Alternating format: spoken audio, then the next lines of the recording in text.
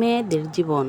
একটা মেয়ে সবসময় হেরে যায় তার বাস্তবতার কাছে, কখনো তার প্রিয় মানুষটার কাছে, কখনো তার পরিবারের কাছে, আবার কখনো তার স্বপ্ন ও ইচ্ছার কাছে।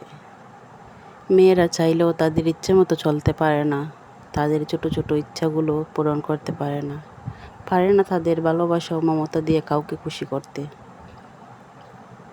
মেয়ে মানেই তুমি বাবার বাড়ির বোঝা আর শ্বশুর বাড়ির কাজের জীবন্ত মেশিন।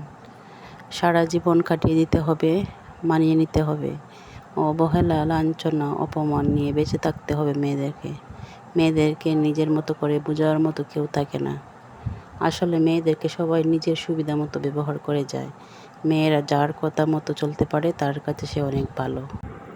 স্বার্থের পৃথিবীতে ভালো খারাপ বলে কিছু হয় না।